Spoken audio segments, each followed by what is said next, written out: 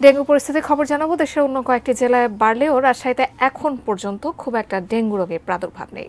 এদিকে বর্ষাকাল হয়, ডেঙ্গু নিয়ন্ত্রক মশক নিয়ন্ত্রণে ওষুধ ছিটানো কার্যক্রম বন্ধ রয়েছে সিটি কর্পোরেশনের।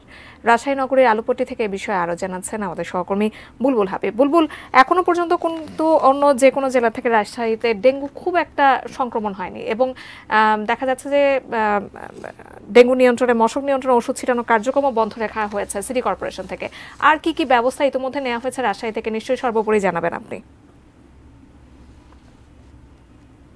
যাকে আসলে গত বছর কিন্তু রাজশাহীতে বেশ বলা যায় যে ডেঙ্গুর প্রাদুর্ভাব ছিল এবং প্রচুর মানুষ কিন্তু সে সময় ২০-৩০ জন করে হাসপাতালে সবসময় ভর্তি থাকতো গড়ে। এটা হলো গত বছরের যে চিত্র, কিন্তু এবার আসলে চিত্রটা সম্পূর্ণ আলাদা। এবার আজকে পর্যন্ত হাসপাতালে ডেঙ্গু আক্রান্ত রোগী ভর্তি হয়েছেন মাত্র ৩ জন এবং আমাদের জানুয়ারি থেকে জুলাই পর্যন্ত যে হিসাব, সেই হিসাবে আসলে যদি বলা যায় যে জানুয়ারি মাসে রাজশাহীতে ডেঙ্গু আক্রান্ত রোগী ছিলেন মাত্র ৪ জন এবং এর বাইরে যদি আপনাকে বলি যে জানুয়ারি ফেব্রুয়ারিতে আসলে কোনো রোগী ছিল না এবং ফেব্রুয়ারি মার্চ কোনো রোগী ছিল না, এপ্রিলে একজন রোগী ছিল এবং জুনে কোনো রোগী ছিল না এবং গতকাল পর্যন্ত আসলে জুলাইয়ের গতকাল পর্যন্ত কোনো রোগী কিন্তু আসলে এই আক্রান্ত পাওয়া যায়নি, অর্থাৎ খুবই অল্প কয়েকজন ৬ থেকে ৭ জন মাত্র এই গত ৭ মাসে ডেঙ্গু আক্রান্ত রোগীর সংখ্যা পাওয়া গেছে রাজশাহীতে। এবং যেহেতু ডেঙ্গু আক্রান্ত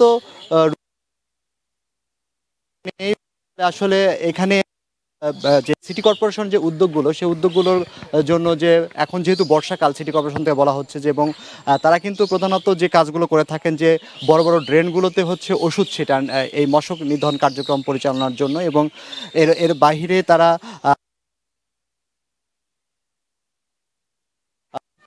সে কাজগুলো কিন্তু থাকে। সেটা আসলে যেহেতু এডিস মশার কামড়ে মশার মানে ডেঙ্গু আক্রান্ত হয়, তার বাহিরে কিন্তু মশার উপদ্রব কিন্তু এমনিতে রয়েছে। ডেঙ্গু আক্রান্তের কার্যক্রম না থাকলেও সিটি কর্পোরেশন থেকে কিন্তু এই পরিষ্কার পরিচ্ছন্নের যে কার্যক্রম, সেই কার্যক্রমটা কিন্তু তারা প্রতিনিয়ত করছে, কিন্তু ওষুধ ছিটানোর কার্যক্রম কিন্তু তাদের বন্ধ রয়েছে।